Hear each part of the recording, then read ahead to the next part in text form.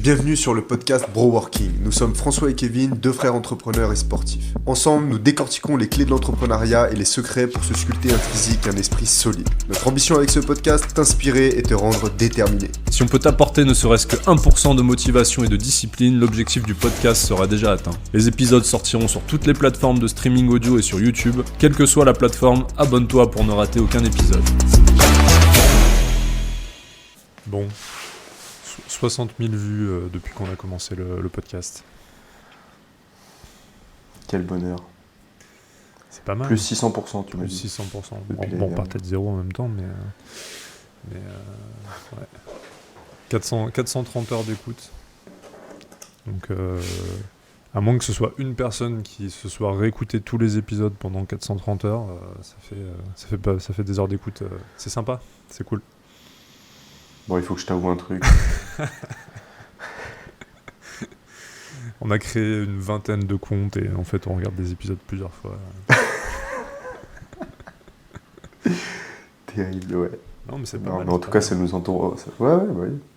Ça nous encourage à continuer et à proposer toujours de nouvelles choses. Non, c'est encourageant, ça fait plaisir. C'est clair. Bon, On se donne quoi comme objectif pour 2025 sur ce podcast ? Alors du coup, c'est vrai qu'on s'était dit les objectifs 2025, on peut commencer par Broworking, ouais. Augmenter le nombre des abonnés quand même, ce serait bien, hein. Passer plusieurs centaines d'abonnés, ce serait cool. Ça ferait une vraie, tu sais, ça ferait une petite communauté mine de rien. Là on doit être à un peu moins de 100 abonnés. Donc il faudrait, abonnez-vous d'ailleurs, hein, si vous n'êtes pas abonné sur YouTube. Ce serait sympa, je pense. Et toi, ce serait quoi l'objectif Broworking ? Objectif Broworking pour 2025, passer le cap des 100 abonnés. Je me dis ça, ouais, c'est pas mal. Aux 100 abonnés, je pense qu'on fera peut-être un petit hors-série, un truc où tu sais, du style, on fait un repas où on se déguste une bonne bouteille. Un petit hors-série un peu épicé, tu vois, un truc qui change un peu pour marquer les esprits. Et là, ça fait plaisir rétrospectivement de se dire que des gens nous écoutent. On est écouté. Que des gens nous écoutent. Et puis pas de budget, hein. On met zéro budget. Hein. On a, comme dirait l'autre, on a notre bite et notre couteau, quoi. C'est zéro budget. Hein. On n'a pas investi dans du matériel de professionnel, on n'a pas fait de publicité, on n'y passe pas beaucoup de temps, faut quand même le dire. Ouais, oui. Ça dépend. Le montage, c'est quand même une petite galère, on va pas se mentir. Mais ouais, faites des podcasts, les gars, faites des podcasts. C'est facile.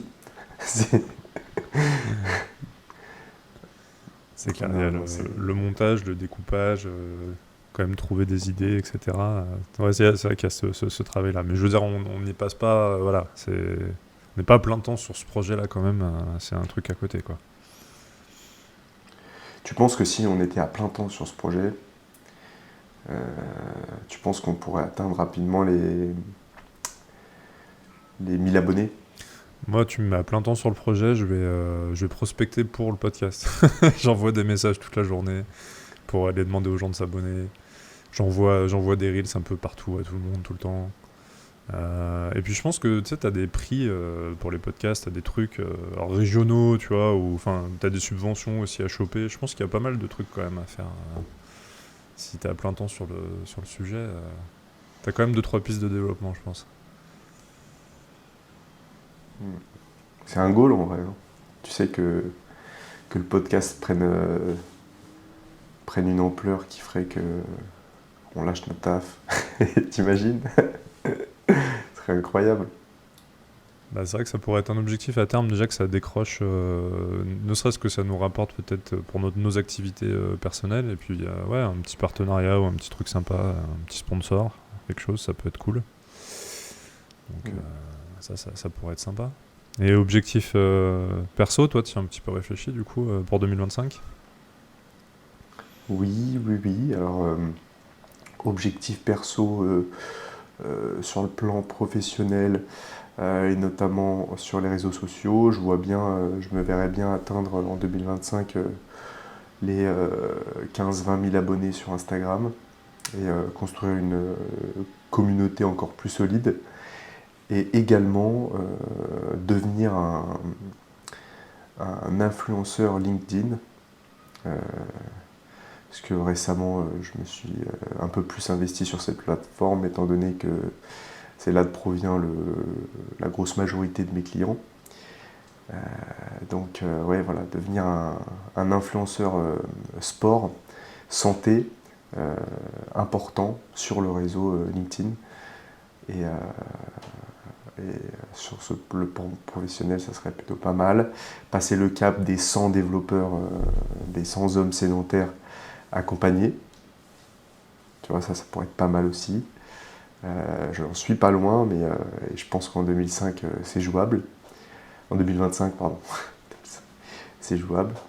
Et voilà. Et toi ? Tu sais d'ailleurs, avant de te répondre, que je suis tombé sur le top 100 des influenceurs LinkedIn. Là, ils l'ont sorti récemment, je crois. Et dans le domaine du sport, j'ai pas trop regardé dans quel domaine ils étaient tous, mais il y en a un notamment qui était plus sur la partie marathon. C'est marrant. Un des top 50 influenceurs LinkedIn, il est sur la niche du marathon, préparation au marathon, etc. Tu peux peut-être faire une petite... aller le prospecter pour lui faire une petite collab avec lui. Mais en tout cas, ouais, ils l'ont sorti il n'y a pas longtemps, le top 100. Là. C'est vrai qu'il y a des influenceurs LinkedIn, quoi. On n'en parle jamais, mais là, plus ça va, plus je les suis un peu, les mecs. C'est intéressant. C'est différent. Ouais, c'est des contenus différents, quoi. On en parle moins, hein. On n'en parle jamais des influenceurs LinkedIn, franchement. On parle des influenceurs Instagram, YouTube et tout, mais on n'en parle jamais sur LinkedIn.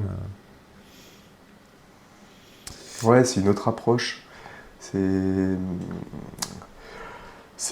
plus professionnel. Business, ouais. Bien souvent, c'est un peu trop langue de bois, tu vois. Mais ça fait partie de la particularité de ce réseau aussi, tu vois. Donc, si je peux arriver et mettre ma patte un petit peu, voilà quoi. Ouais, sympa. Et écoute, moi de mon côté, j'ai vraiment deux principaux objectifs que j'aimerais atteindre. C'est, on en parlait lors du dernier épisode, c'est de passer Calliope, une certification du coup d'organisme de formation pour non seulement débloquer des financements, mais aussi pouvoir aller cibler peut-être des grosses entreprises ou en tout cas dans un premier temps peut-être des PME. Et puis, enfin bref, après pas se donner de limite, mais de pouvoir être sur ce marché-là. Et deuxième objectif, c'est développer une chaîne YouTube et vraiment développer la partie vidéo que j'ai pas... Il y a une époque où j'en faisais beaucoup, tu te rappelles, sur Facebook, je faisais beaucoup de groupes de live sur le groupe Facebook, je faisais peut-être un live par jour. Et j'avais pas mal de prospects entrants sur ce canal-là. Et puis, ils ont fait sauter un peu la visibilité des groupes Facebook. Donc derrière, après, j'ai pas repris. J'aurais dû peut-être, reprendre sur YouTube notamment. Je pense que YouTube, j'ai bien sous-estimé ce canal-là. Donc, ouais. Deux axes principaux, c'est Calliope, certification qualité, permettre à mes élèves d'avoir des financements. Et deuxièmement, c'est effectivement la partie vidéo pour avoir du lead entrant sur la partie vidéo. Et puis monter en compétence sur ce sujet aussi. Ça, c'est clair et net, ouais. Et puis voilà, c'est déjà deux beaux pavés, deux beaux chantiers. Ouais, c'est clair, parce que ça a l'air d'être costaud, l'histoire de Calliope, là. C'est vrai que c'est du boulot. C'est clair. C'est pas très créatif, quoi. Là, pour le coup, t'es vachement dans de l'administratif. Alors que YouTube, ça va plus être la partie créative qui va être intéressante à développer, quoi.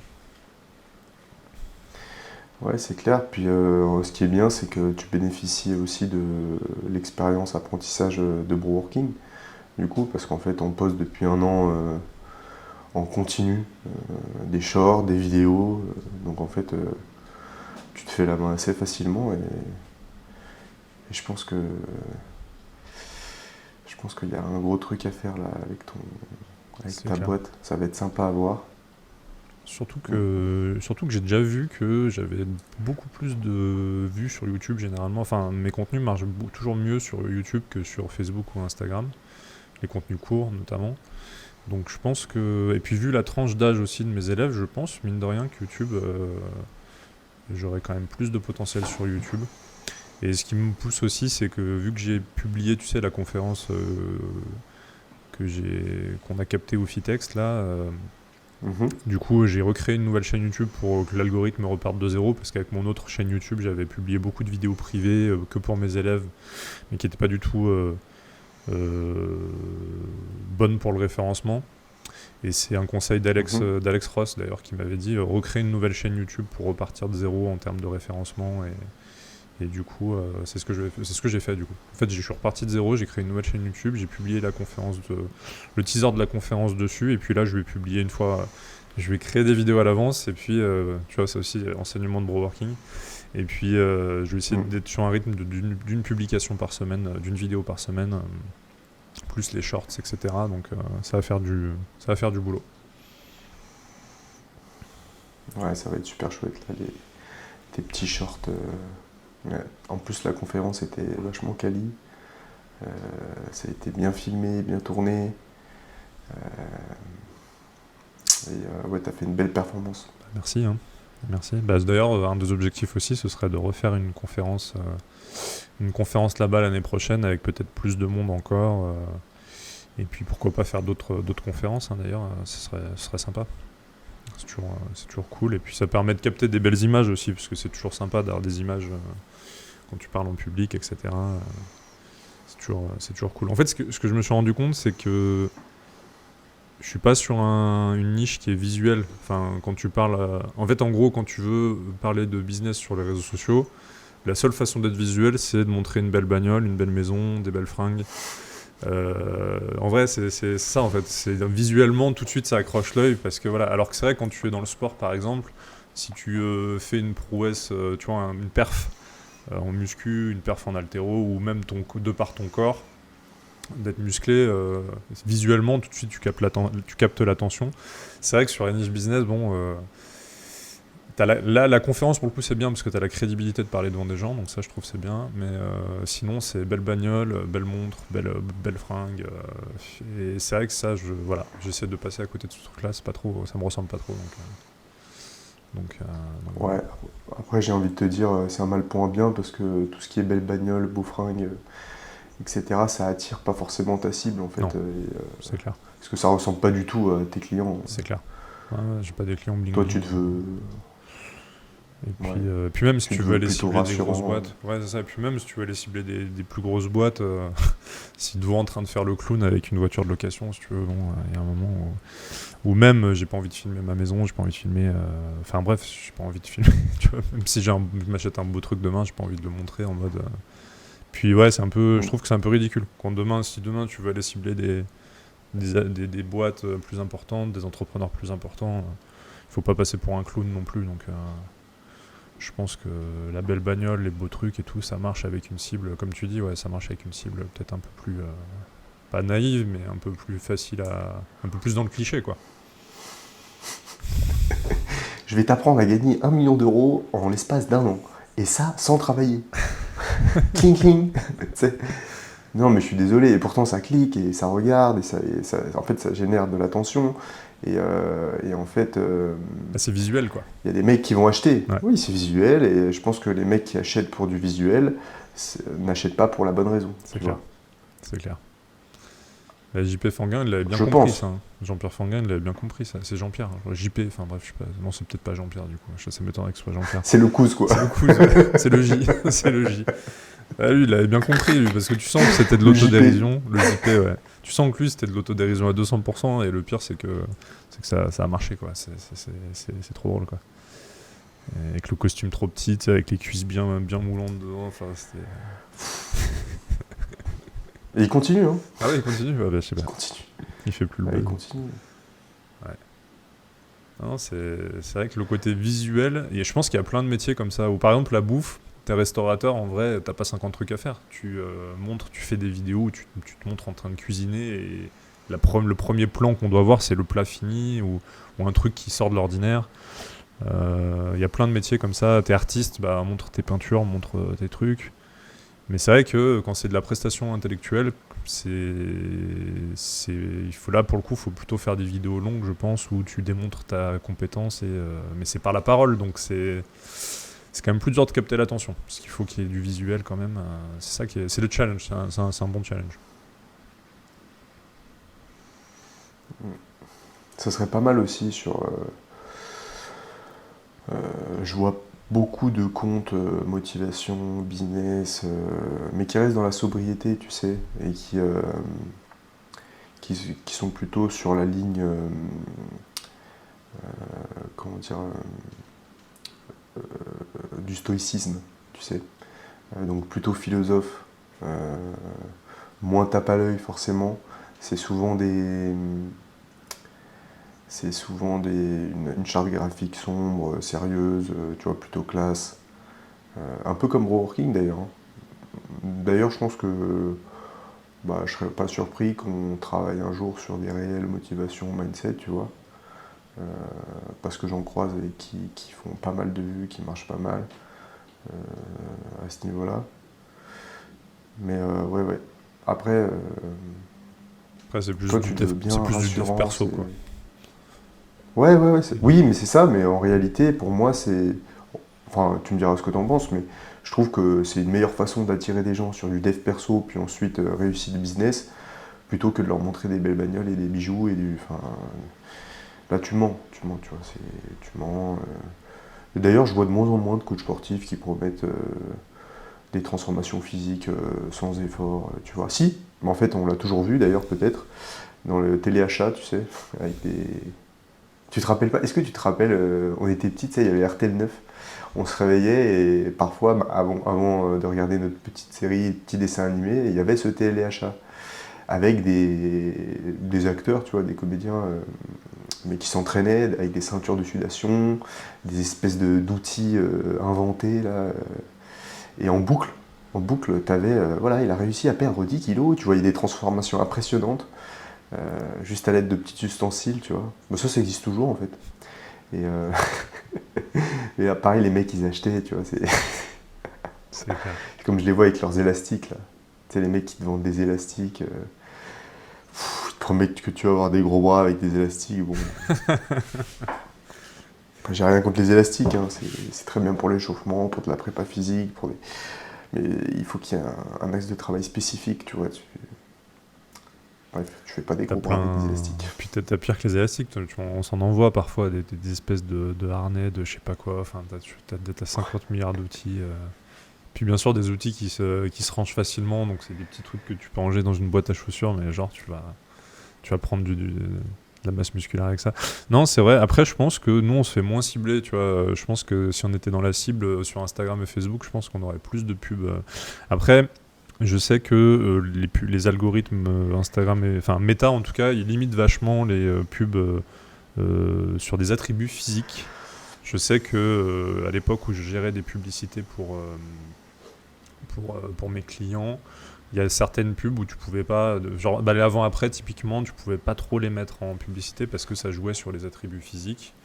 Pareil au niveau du vocabulaire que tu emploies, tu peux pas parler tu peux pas discriminer en fait globalement et du coup c'est assez large. C'est pas de la discrimination, c'est très large quoi. Donc tu peux pas trop t'aventurer non plus dans des trucs trop.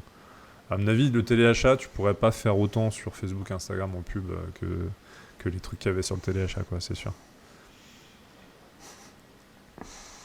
Ok. Ouais, donc l'algorithme bride. Bon, c'est légitime, hein, à juste titre. Ah bah ouais, c'est clair. C'est clair. Non, et puis pareil, des mecs qui te promettent des belles bagnoles et des machins. Enfin, je me fais peut-être moins cibler aussi, hein, mais je me fais pas trop cibler par des pubs comme ça. Après, t'as toujours des vidéos YouTube ou des trucs, mais c'est vrai que c'est un peu passé de mode, je pense. Enfin, je sais pas, peut-être qu'on se fait plus cibler, hein, mais je pense que c'est un peu passé de mode, ces trucs-là. Ouais, c'est vrai, peut-être qu'à l'époque, je voyais un petit peu plus passer.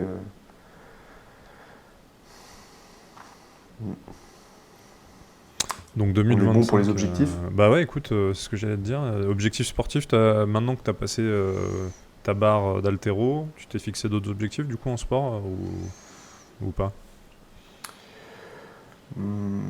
Là, en termes de sport, j'ai encore mon épaule jetée tu vois, j'ai encore 5 kilos à passer. Et ensuite, ça sera bon pour l'haltéro. Ensuite, j'ai la boxe. Là, je vais avoir mon combat en janvier, donc ça va être bon aussi. Et puis, sinon, non, je vais plus me focus sur le professionnel.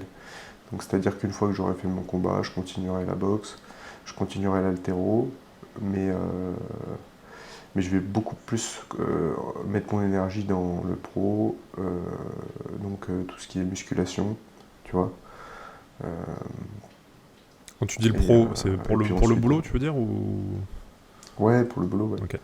Pour le boulot, parce que c'est le cœur de ma cible là sur les réseaux, c'est musculation, santé, bien-être sur LinkedIn. Et donc voilà, je vais plus me concentrer là-dessus. Maintenant, je pratiquerai toujours les deux sports olympiques, hein, parce que c'est ce qui me fait kiffer, c'est là où je ressens le plus d'émotions, tu vois. Et puis c'est ce qui me divertit aussi, tu vois. Donc je vais rester là-dessus, mais avec moins d'intensité. Et avec un focus musculation. Donc j'ai pas d'objectif sportif plus que ça. Ouais, t'as pas d'objectif Là, il y a la performance vie en de tout famille cas aussi qui pour va cette prendre. année. Ouais, c'est ça. Les gros enjeux là, c'était pour l'année 2024.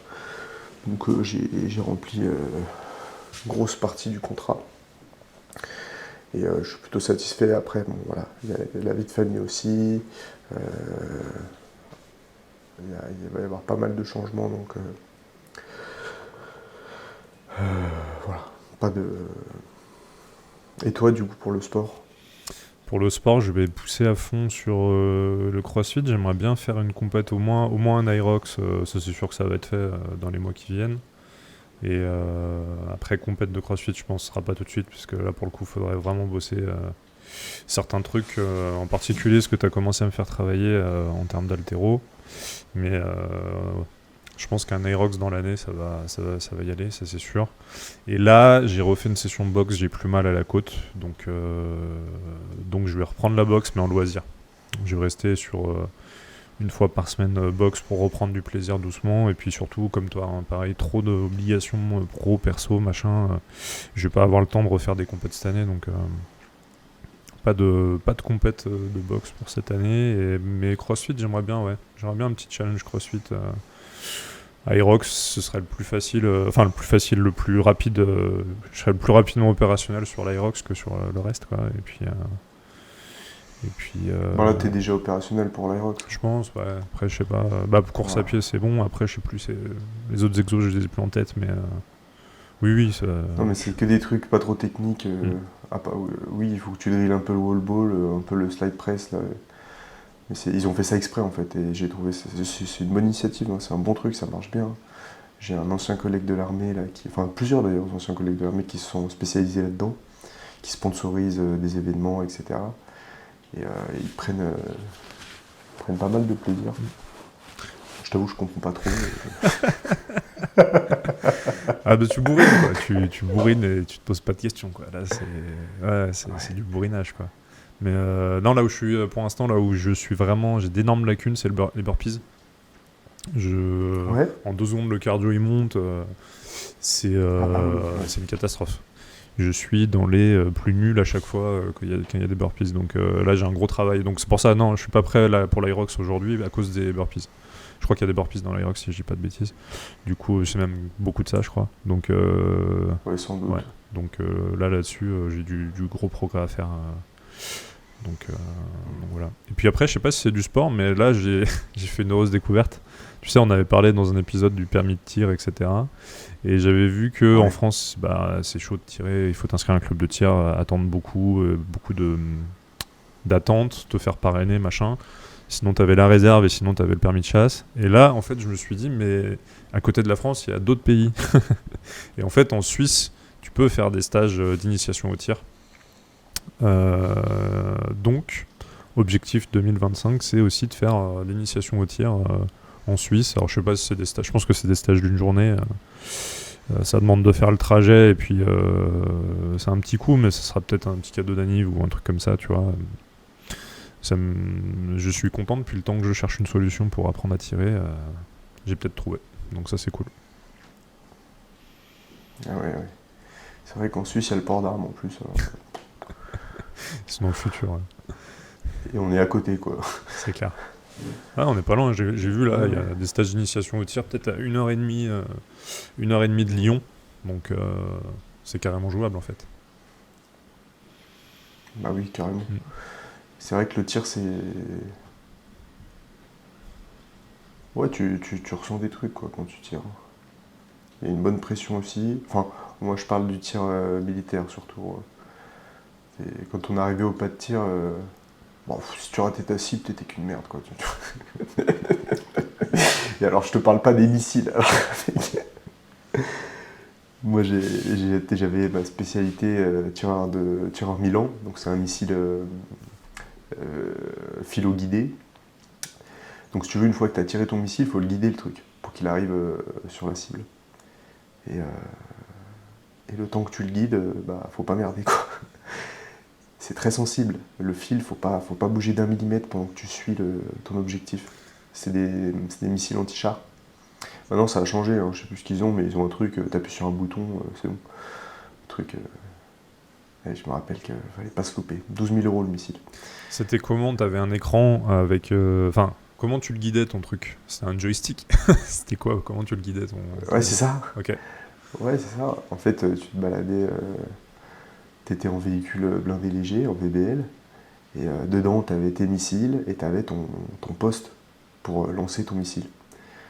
Donc tu débarquais du VBL, tu plaçais ton poste à missile, tu enclenchais ton missile dedans, et tu t'allongeais, tu regardais dans la lunette, et tu suivais donc l'objectif, donc souvent un pick-up, un char.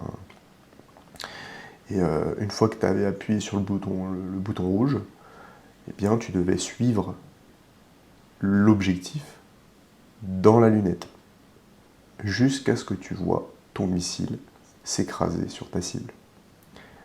Et c'était là le moment stressant. Parce que, comme je t'ai dit, le fil était assez fragile.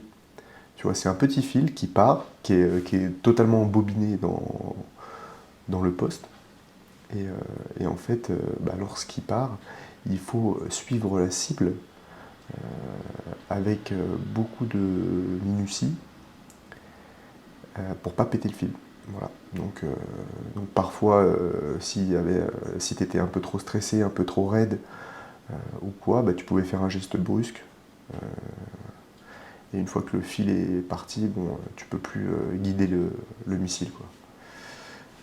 Je t'avoue que techniquement, je suis pas ingénieur en missile, tu vois, je sais pas comment ils font ça, mais après on avait beaucoup d'heures d'entraînement, tu vois, sur du numérique. Donc on avait un espèce de grand écran qui simulait tout simplement un champ de bataille, avec et c'est vrai que c'était quelque chose.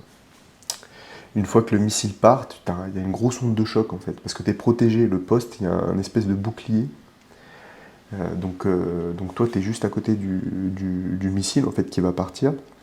Mais entre toi et le missile et la lunette, il y a un petit bouclier, tu vois. Une petite paroi comme ça, qui te protège un peu. Mais tu ressens totalement l'onde de choc, tu vois. Tous tes organes vibrent.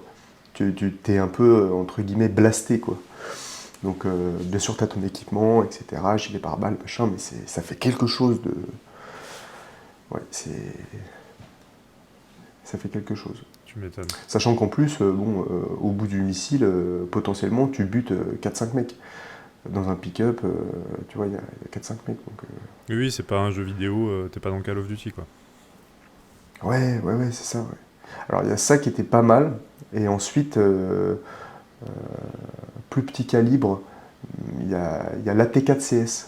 C'est un peu nos bazookas à nous, tu vois. Nos lance-roquettes. Donc c'est des plus petits missiles, ouais, on peut dire comme ça. Voilà. Là tu peux pas le guider jusqu'à l'objectif. Une fois que tu as appuyé sur le bouton rouge, si tu veux, c'est comme un flingue, hein. Tu tires, c'est comme une arme de poing, un fusil d'assaut, tu vises la cible dans le viseur, et ensuite, si tu as bien visé, tu touches la cible, sinon, tant pis, tu la rates.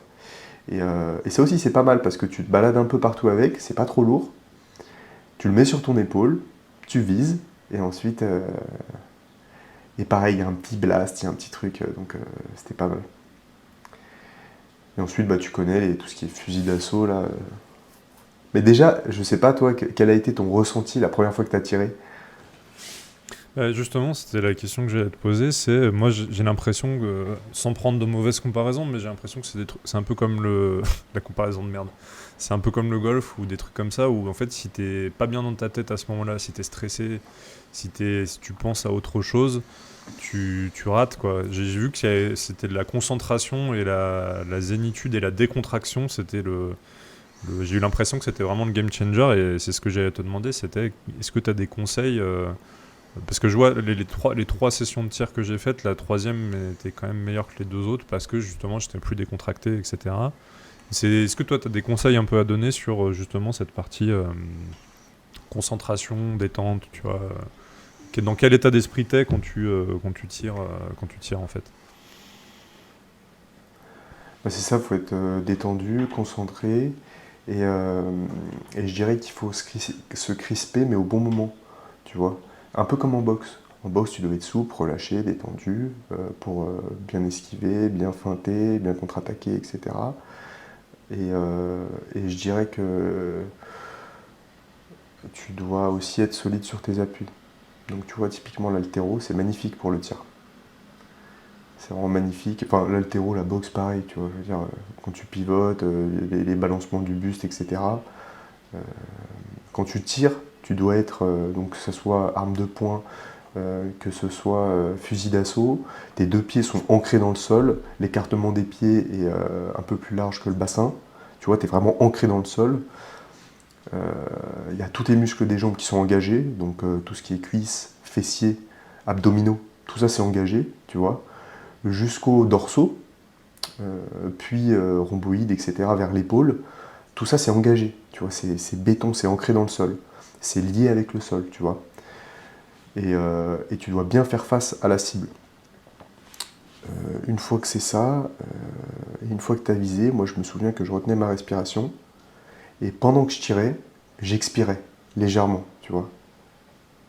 Et à l'armée, il nous disait d'être surpris par le départ du coup. Donc surpris par le départ du coup, ça veut dire qu'une fois que tu as pressé la détente, c'est bizarre, mais c'est comme si tu t'y attendais pas forcément, tu vois. C'est vraiment un petit doigté, clic. Tu dois être surpris par le départ du coup. Donc bien ancré sur tes appuis, bien face à la cible, et surpris par le départ du coup. C'est marrant, ça surpris par le départ du coup, parce que tu pourrais te dire au contraire qu'il faut tout maîtriser pour rester linéaire, tu vois. Parce que surpris, moi j'ai l'image de surpris, genre tu bouges, tu vois. Alors que là, du coup, t'es surpris, mais tu dois. Faut pas dévier de ta cible, quoi. Ouais, t'es surpris, mais je pense que c'est dans le sens relâché, tu vois. Parce que qui dit pas surpris, dit crispé, Oui. tu vois. Ok, non, ça, Si la détente, tu la presses très fort, il y a il y a une micro-distance qui va se faire. Enfin, tu vas dévier de ta cible, tu vois. La trajectoire va changer. Si t'es crispé, que si tu presses ta détente très fort, mais en fait, c'est comme quand tu mets un coup de poing, en fait. Faut bien laisser partir l'épaule. Il faut que ça parte comme un fouet, tu vois. Là, c'est pareil. Ouais, c'est exactement ça.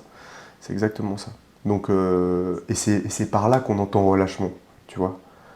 Parce qu'il ne s'agit pas d'arriver tout flex, machin. Comme je t'ai dit, il faut être sur ses appuis. Donc, il faut être comme en haltéro quand ta barre elle est sur tes épaules au clean and jerk, ou alors quand tu es au départ, tu vois. Bien ancré dans le sol. Ça, l'haltéro, ça m'a bien aidé. Je sens qu'à la boxe, je suis bien sur mes appuis quand je suis bien ancré dans le sol. Et au tir, pareil. c'est clair. Et je me souviens qu'au début, pour en revenir à ta question, c'est vrai qu'au début, Bah ouais, t'es un peu crispé, mais c'est du drill aussi, hein. C'est beaucoup d'entraînement, beaucoup de tirs. Beaucoup de tirs. Au début, à l'armée, pendant tes classes, tu tires pas mal. Donc t'apprends petit à petit. J'étais pas le meilleur, mais j'étais pas le moins bon. J'étais dans le ventre mou des tireurs, tu vois. Les mecs, ils m'ont pas filé un fusil de précision, quoi. J'étais pas tireur de précision, j'étais pas tireur d'élite. Bon, il y avait une raison, tu vois. Il donnait ça au meilleur. Mais Après, t'en as peut-être qui, avant de rentrer à l'armée... Est-ce que t'en as qui, avant de rentrer à l'armée, ont déjà le permis de tir, tu vois, parce que leur père, ou même, j'ai même envie de dire, le mec qui, depuis 16 ans, va chasser avec ses oncles, son père, son oncle, etc. Je veux dire, le mec ou qui va faire du ball trap, le mec qui... Ouais, qui va faire du ball trap, permis de chasse, etc. Forcément, le mec, il arrive à l'armée, est-ce qu'il a pas déjà des meilleures bases qu'un mec qui a jamais touché un gun de sa vie, quoi? ah bah, c'est sûr. Bah, c'est sûr. Enfin, oui, je pense déjà avec le permis de chasse. Ouais, bah oui, je pense. Maintenant, c'est vrai que c'était pas légion, hein. À l'armée, il n'y avait pas. C'était pas... Les mecs, c'était souvent. En fait, c'était plus souvent des geeks, tu vois. Ok. Call of Duty, etc. D'ailleurs, la plupart de ces mecs-là, ils se barraient au bout de quelques années, quelques mois. Parce que c'est pas les jeux vidéo, quoi, tu vois. C'est vrai que si En fait, quand t'as. Pardon. Non, ouais, en plus, j'y repensais la dernière fois. Pourquoi j'y repensais? Parce que j'étais en randonnée avec Anaël et pourquoi j'avais mis le genou à terre, je me rappelle plus. Pour la demande en mariage? Peut-être, ouais. Non, c'était pas cette fois. Mais je me suis rappelé en fait ce qui était casse-couille à l'armée. Ce qui était casse-couille, c'était le poids de l'équipement, gilet pare-balles, sac à dos, musette, etc. Plus l'arme. Et le plus casse-couille, François, c'était quand il fallait faire des stops, en fait. Quand il fallait s'arrêter, stopper la progression pour que tu prennes du renseignement, etc. Et en fait, alors tu avais des genouillères. Mais les genouillères, tu les mets pas. Parce qu'en fait, les genouillères, quand tu les mets et que tu marches, bah, ça te coupe la circulation sanguine. Donc en fait, tu te chopes des espèces de crampes ou des trucs. Bref, tu les mets pas quand tu marches, tu vois. Donc en fait, tu finissais par enlever tes genouillères. Alors quand il faisait un temps plutôt humide, tu vois, et qu'il pleuvait un peu, bah, t'étais tranquille parce que la terre était un peu meuble, tu vois. C'était agréable. Mais quand il faisait bien chaud, bien sec à Valence, là, avec le vent et le soleil, et que tu t'écrasais, tu te pétais les genoux sur des cailloux. Putain, mec. Et je pense que c'est là que les joueurs Call of Duty, tout ça, là, les mythos, c'est là ils se disaient, ah mais putain, c'est vrai que c'est relou quand même. En fait, ça fait mal. Putain, c'est lourd et tout. En fait, ça fait mal. Ouais, non, mais putain. Ah oui, alors il y a ça, et autre chose. Parce qu'en stand de tir, t'es bien, t'arrives, tu te pointes, tu tires, machin, paf. Par contre, tu réintègres pas ton arme. Tu la gardes ton arme. Enfin, tu la réintègres, mais je veux dire, il n'y a pas de. Il faut pas qu'elle soit nickel, tu vois, l'arme. Tu payes, on te la nettoie pour toi, j'imagine. Parce qu'après, une fois que tu t'en es servi, il faut la nettoyer, le truc. Ah ouais, ok. Et il faut que ça soit impeccable, tu vois. Il faut que ça soit net.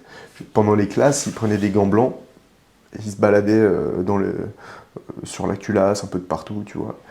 Regarder s'il y avait de la poudre. Il y avait tout le temps de la poudre. Parce que après, ils prenaient des cotons-tiges. Quand tu avais bien nettoyé, ils passaient au coton-tige et ils regardaient dans le canon. Ils allaient voir tout ça. Et c'était des heures et des heures de nettoyage du FAMAS, tu vois. Ouais, c'était...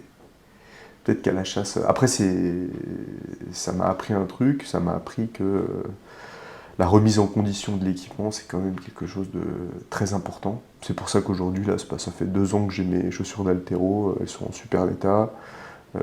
Pareil pour mes gants, mes chaussures, etc. Enfin, tout mon matériel est nickel parce que... c'est des réflexes que tu as pris. Quand tu réintègres... Ouais, c'est ça.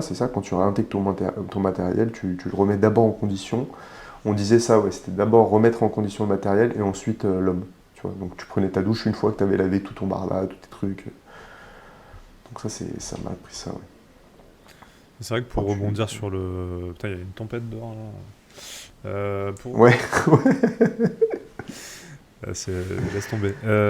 Qu'est-ce que je disais? Ouais, pour rebondir sur les jeux vidéo, je pense que... En fait, je viens de tilter que, mine de rien... Je vais perdre un volet, je pense. Mine de rien, c'est la guerre dehors en fait. C'est la C'est guerre, la- ouais, c'est le C'est le déluge. déluge. Non, l'impact du jeu vidéo sur justement l'engagement à l'armée. Mine de rien, Mhm. mais même pas que les jeux vidéo, à la limite les films. Même, je pense qu'un film peut te donner envie de rentrer dans l'armée assez facilement. Mais jeux Reportage. vidéo encore plus. Ouais, reportage aussi, ouais, les gros Ah reportages, ouais, etc. reportage GIGN. Mm. Mm. Ouais. Ouais, c'est clair. Ouais, bah ouais, tu vois, GIGN, c'est toujours des trucs qui m'ont fait rêver par les documentaires. C'est vrai qu'il y a pas eu 50 milliards de films sur le GIGN, je pense. Enfin, ou en tout cas, je les ai pas trop vus, mais, Mm. mais par contre, je sais que clairement, tu vois, un mec qui vient me faire chier parce que j'ai un tout petit peu de poudre sur mon arme, je pense que j'ai pas été assez. Et il aurait fallu que je fasse ça jeune et j'ai le regret, je pense. J'aurais dû faire la réserve à 18 ans, ça m'aurait aidé sur plein de trucs. Et en plus, complément de revenu, tu vois, sympa, machin. J'aurais dû faire la réserve à ce moment-là. Mais je comprends qu'ils veulent pas recruter des gens après, je crois que c'est après 28 ans qu'on te recrute plus dans l'armée. Parce qu'en fait, après, t'es trop libre penseur, en fait. T'es plus assez, t'es plus assez conditionné à te faire gueuler dessus, etc. Quoi. C'est pas possible. Ou alors, à moins que t'aies fait les scouts pendant 10-15 ans, tu vois. J'ai cru que t'allais dire autre chose. Ah, je l'ai pas. Ou alors vraiment, ou alors c'est que t'es vraiment une merde. C'est que t'es vraiment une grosse soumise, quoi. Non, pas du tout. Pas du tout. Non, après, je pense qu'il y a... Ouais, je sais pas. T'as différents caractères et... T'as différents caractères, tu vois. Le mec polarisant au max. De toute façon, le militaire, c'est des merdes. Ah, putain. Non, mais je suis d'accord, t'as arrivé de passer 30 ans, Ouais. passer 30 ans, en général, t'as vécu des trucs, tu vois. Mm. Et c'est sûr que t'es moins malléable. C'est sûr. Ne serait-ce que sur cet aspect-là, ça coule. Après, à la Légion, il n'y a pas de limite d'âge. Mais Ouais, à la putain. Légion, tu signes, t'es qu'une merde, tu vois. Bah là, pour le coup, ouais. T'es un numéro. Ouais, T'es c'est un clair. numéro. Donc en fait, t'as même plus ton nom et ton prénom, ils te donnent un numéro ou un autre nom, tu vois. Donc ouais, tu signes à la Légion, tu sais que. D'ailleurs, je comprends pas pourquoi il y a des Français qui signent à la Légion. Oui, maintenant, c'est ouvert aux Français, c'est ça. Hein.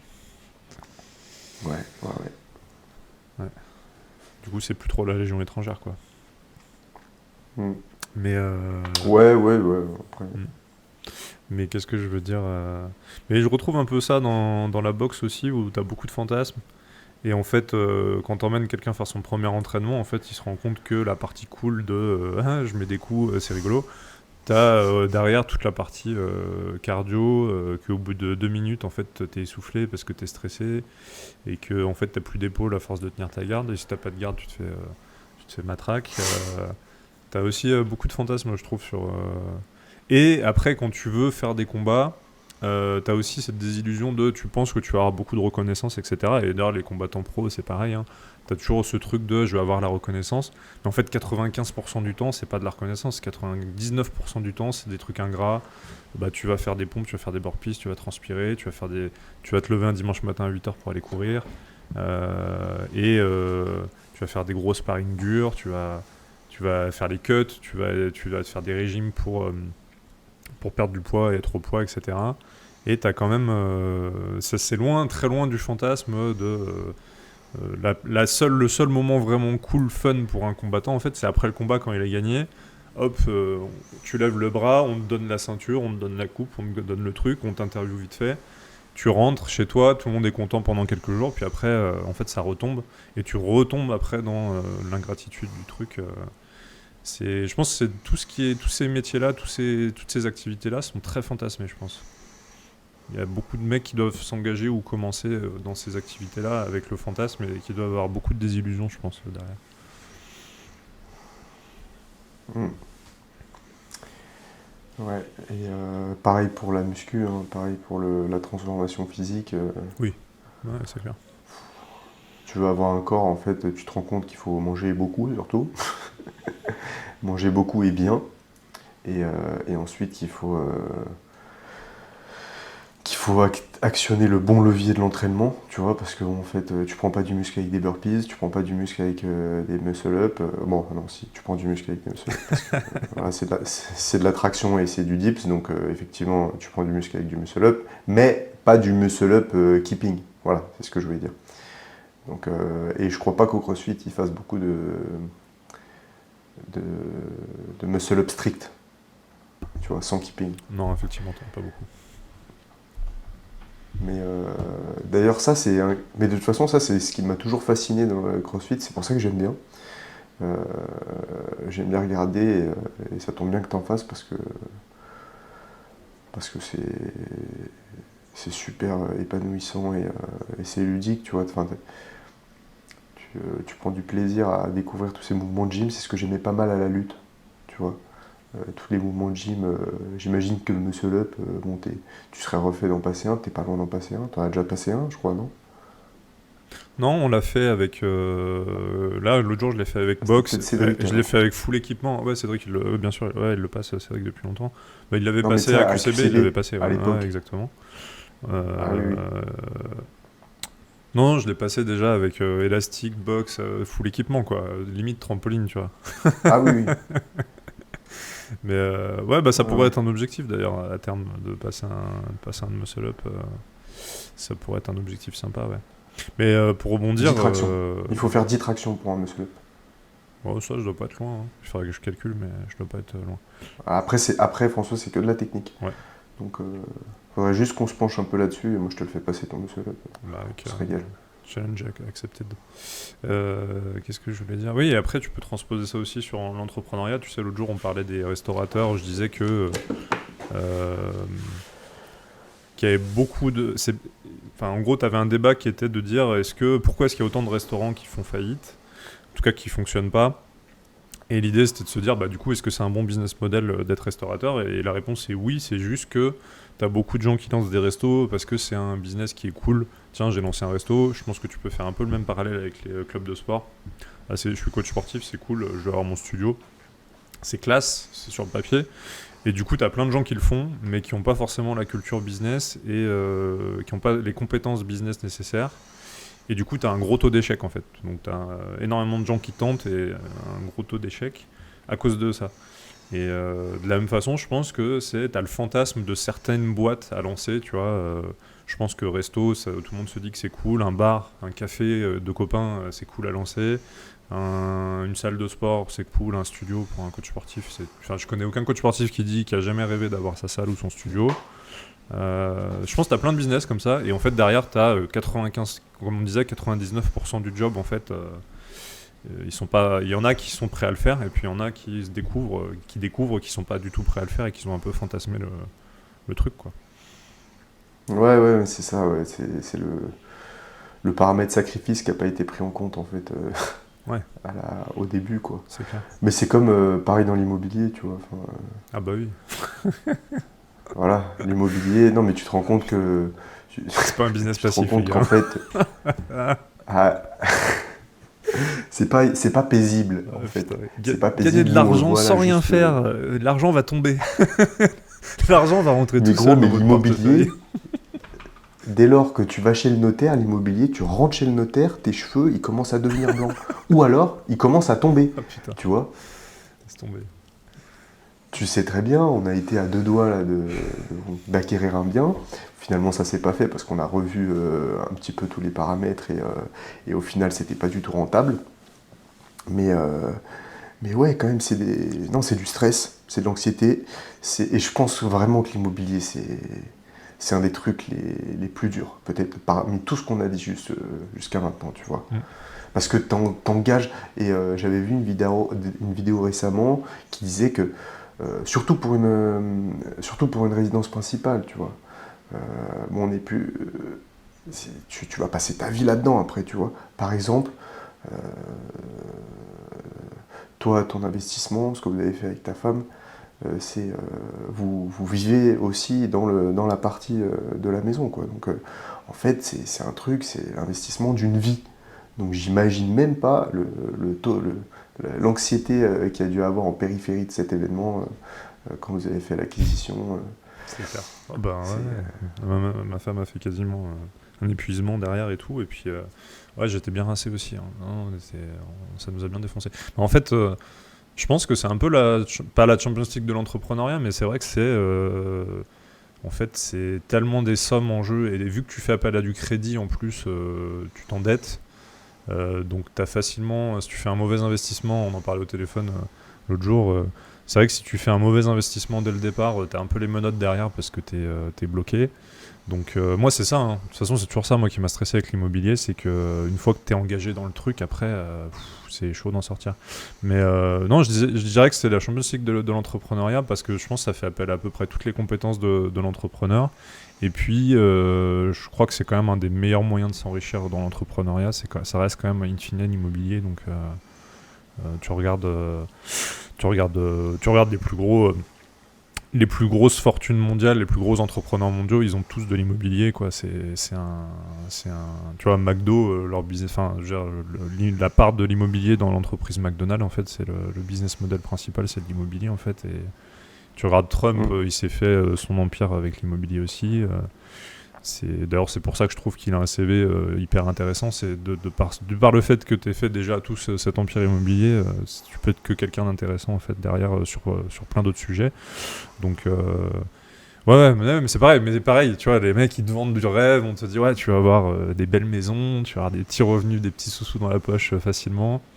Et puis les locataires, ils vont bien sûr payer. Et puis bien sûr, les gens sont tous. Franchement, 100% des gens avec qui j'ai parlé de mes problèmes de mise en location d'appartements, ils ont tous eu des problèmes. Ils ont tous eu des problèmes plus ou moins importants, mais ils ont tous eu des problèmes. De toute façon, dès que tu dois gérer de l'humain, globalement, je pense que tu as des problèmes derrière. Donc, après, c'est comme tout, une fois que tu l'as fait, la fois d'après, quand tu le refais, c'est moins dur. Et puis, tu vois, t'en as aujourd'hui que je vois passer, pour le coup, des formateurs, mais eux, pour le coup, ils ont vraiment 100 appartements, tu vois, par exemple, ou même toi, tu as suivi une formation d'immobilier. Je pense que les mecs, ça les fait plus stresser, en fait. Il y a un moment où ils sont désensibilisés à l'effort là-dessus, quoi. Ouais, après, comme on s'était dit, d'après ton expérience, votre expérience avec Marine, c'est vrai que faut pas se louper sur le premier, quoi. Parce qu'après, la banque, effectivement, elle regarde ton CV et, et derrière, c'est très compliqué pour eux. Donc, c'est vrai que je pense que le premier achat, il faut vraiment faire attention, il faut tout calculer, et puis il faut se former, tu vois. Il faut se former, non, c'est le premier achat, le premier investissement, il faut vraiment faire gaffe, quoi. Il faut connaître le marché. Je pense que dans notre formation, il disait que tu pouvais investir dans une autre ville, tu vois. Alors oui, c'est possible, mais je pense que si tu n'as pas trop de trésorerie, tu vois, pour un premier investissement, il faut connaître le marché. Il faut l'étudier, il faut y vivre. D'ailleurs, c'est pour ça que dans notre formation, il disait que ce serait bien d'investir dans des villes, si c'est pas la ville où tu vis, c'est une ville ou un village où tu as un proche qui y vit, où tu as déjà vécu, un village de tes grands-parents, des choses comme ça. Parce qu'il n'y a qu'en y vivant que tu ressens la tension qu'il y a, tu ressens, tu vois. Et ça, c'est une des raisons pour laquelle d'ailleurs on n'a pas acheté tout de suite, tu vois. Mais bon, je trouve qu'on a pris la bonne décision, c'est reculer pour mieux sauter. C'est clair. Non, et puis même en plus, mais t'as raison. Pardon, excuse-moi. J'allais dire en plus quand t'habites sur place, tu peux avoir les filons, tu peux avoir le réseau aussi des gens sur place qui vont te donner. Et puis tu vois la dynamique, quoi. Tu vois qu'il y a des villes, comment elles se transforment, tu vois la dynamique, quoi, quand tu restes 3-4 ans au même endroit. C'est clair. Mais oui, le premier investissement il est important parce que je sais pas, c'est comme toi et moi, si demain on doit. Je sais pas moi, recruter, tu vas regarder le CV du gars que tu veux recruter. S'il a eu une seule expérience, tu vas tout de suite regarder cette expérience-là, en fait. Tu vas voir comment ça s'est passé. Et si sa première expérience c'est une catastrophe, c'est clair et net que tu vas pas le prendre. Là, un banquier, c'est un peu pareil, quoi. C'est clair que si le premier investissement, il est pas rentable, il rapporte pas d'argent, voire c'est une cata, c'est tout de suite un peu plus compliqué. Après, je pense qu'il y a des moyens de contourner, tu montes une SCI avec d'autres gens, etc. Mais ouais, c'est vrai que ton profil investisseur, en fait, il faut que la banque, elle sente que tu es un bon businessman, hein, tout simplement. Je pense que... Surtout en France, tu vois. Autant en plus aux États-Unis, je pense qu'ils ont plus le droit de se gourer, t'as plus le droit de monter des boîtes, foirer, recommencer. Mais en France, j'ai l'impression que t'es quand même assez vite catalogué. Si tu montes une boîte, que tu la coules derrière, c'est plus compliqué. Je pense, hein. Après, ça, c'est un truc qui m'est pas arrivé, mais en tout cas, c'est sûr que la banque, il faut qu'elle sente que t'es un bon entrepreneur. Et tu vois, nous, on avait fait, pour emprunter, on avait fait un PowerPoint avec un business plan. On avait fait les rentabilités estimées, les revenus, les sorties. à quel point ça allait être rentable, à quel point il y avait des risques là-dessus, à quel point il y avait des opportunités là-dessus. Tu vois, on avait fait un PowerPoint de business plan, quoi. Donc c'est vraiment comme ça qu'il faut voir la relation avec le banquier, ouais. Non, mais ça m'étonne pas, ouais, bien sûr. Et, donc, mais ouais, on peut finir là-dessus. C'est vrai que l'investissement immobilier, c'est la Champions League des investissements. C'est vrai que c'est bien imagé, je trouve. C'est un peu ça, je pense, hein, c'est clair. Mais ouais. Bah, vu que c'est quand même un business où tu empruntes, en fait, globalement, c'est ça qui fout la pression. Hein. C'est que tu te dis, après, je vais être redevable envers une entité. Donc ça fout pas mal de pression. Ouais. Et c'est vrai que quand c'est de la RP, t'as raison, t'as le côté émotionnel qui vient en plus. Alors que je pense que si t'en as ton 15e investissement et que c'est du locatif, tu mets moins d'émotionnel dedans. C'est pour ça que c'est peut-être bien. D'ailleurs, peut-être cet argument-là aussi qui fait qu'il faut pas acheter tout de suite sa RP, c'est que peut-être que du coup, ton premier achat, il va pas y avoir d'émotionnel dedans. Tu vas pas trop fantasmer la vie dedans, etc. Tu vas surtout être rationnel par rapport au business. Donc, non, c'est un bon choix stratégique que vous avez fait, donc c'est cool. C'est cool. Puis de toute façon, maintenant vous allez rester sur Lyon, du coup, donc moi je suis content.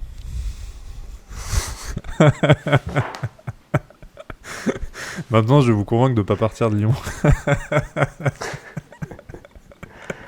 Bah non, ouais, justement, on va étudier le marché là-bas, quoi. Ouais, mais vous pouvez le faire en visio, je sais pas, tu vois, vous pouvez... Bon, bah, en tout cas, c'était cool. En tout cas, abonnez-vous pour qu'on atteigne les stats là, cette année en 2025. Abonnez-vous, on espère que vous avez passé de bonnes fêtes. Et puis, ouais, abonnez-vous, partagez le podcast pour qu'on atteigne nos objectifs. On en a 60 000 vues et on aimerait bien que ça fasse les 100 000 bientôt. Donc, partagez, likez, partagez, laissez des commentaires, ça fait toujours plaisir. Merci François, bonne année 2025 à tous et à jeudi prochain. On vous souhaite le meilleur, on se souhaite le meilleur. Carrément. Merci d'avoir écouté cet épisode de Broworking, le podcast. Si tu as apprécié nos discussions sur l'entrepreneuriat, le sport et la quête de l'excellence, n'oublie pas de partager, de laisser un commentaire et de t'abonner. Reste discipliné, reste engagé et n'oublie pas, chaque jour est une opportunité de devenir une meilleure version de toi-même.